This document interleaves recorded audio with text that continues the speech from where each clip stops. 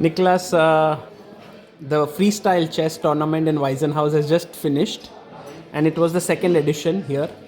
One can say that maybe you've played a role in making sure that this event happens. Would it be right to say that? That when it began? Yes, I guess you could say that because Jan-Henrik Büttner, who's of course the one of the creators of this whole tour, he first started learning chess with my courses. So back in I think 2022 or 2023, he bought some of my, or actually all of my courses. I have an online chess school, and then eventually we got in contact. He just responded to one of my emails in the newsletters, and he invited me to Weissenhaus. And I was like, who's this guy? Let me look him up. And then I saw, okay, wow, German entrepreneur and owner of this beautiful luxury resort here in the north of Germany. And I was like, okay, yes, of course, I'm happy to visit. So we met up. I met Jan and his wife, and that was July 2023. And then we were sitting together at dinner, and the idea came up. You know, Jan was asking me, what can I do for you? How can I support you? And would it maybe be an option to do a tournament together? And I said, yeah, it would be great to have a tournament here. It's a perfect location. And we started talking about it. And first was the idea to have a tournament maybe with top 4 German players and another 4 or 6 top players from the world. And I put Jan in touch with Sebastian Siebrecht, now who's the tournament organizer and director. And this is how the ball got started rolling. And but soon it, you know, Jan has this. Jan likes to wear this shirt that says, "It escalates anyway." And he is known for that among his friends and for all of his endeavors, that it usually escalates in one way or another, but in a positive way, so it becomes really big. And yeah, he likes to go for the most. So soon it was clear he doesn't want to be doing what everybody else is doing, classical tournament. He wants something new, something fresh.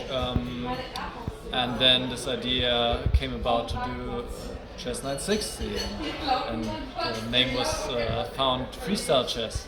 And then it was soon clear, all right, it's got to be Magnus. If not Magnus, then it's not going to take place. And yes, here we are about 1.5 years later. The first tournament happened last year, exactly 1 year ago here. And now we're back for the first Grand Slam of many this year.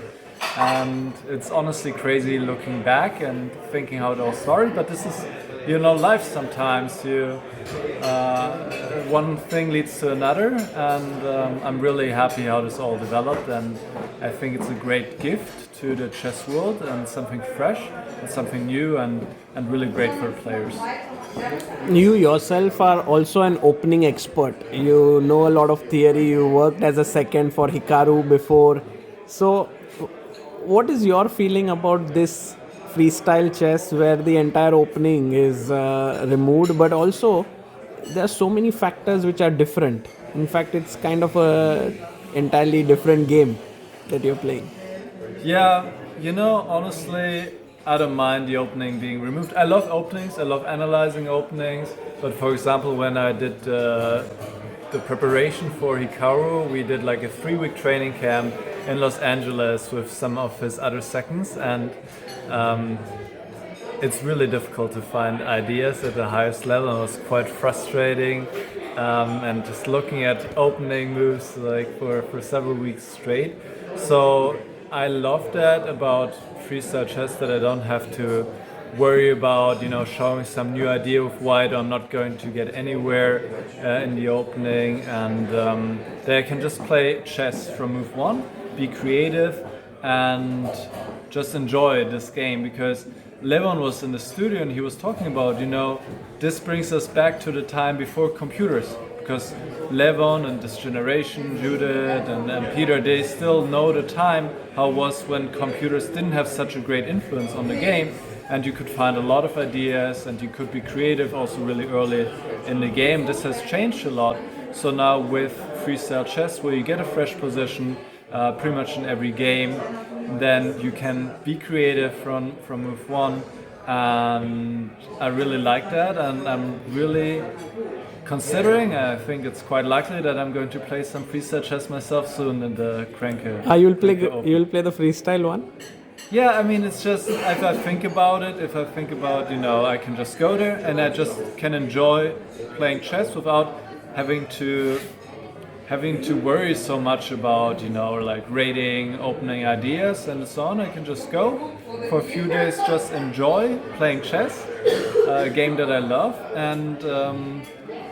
and I'm also just really curious how I'll do. Of course, the chance to play against Magnus or some of the other top players, that's also amazing. So Vincent as well will play there. Yeah, maybe. Vincent is confirmed. Levon already said he's going to play. Oh, for sure, yes. I mean, we asked him in the studio and he said, whenever there's a freestyle tournament I want to play, he just loves it so much. And I think so many more top players will join.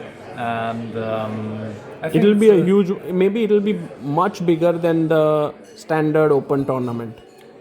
I'm really curious. I mean, it's kind of an experiment as well to see who will play which version. So will more people join the classical, will they go to freestyle? But I think that's great as it is, People can choose. They can, if they prefer classical chess, that's completely fine. If they want to try out freestyle chess, they can do that. It's completely up to them. I love the idea, and I'm really curious how it's going to go. Amazing. And how was your experience commentating with two greats of the game, Judith and Peter? It was an absolute pleasure and privilege, and just amazing. I mean, Peter and Judith are two legends of the game, and they're also just really nice people. Just Peter,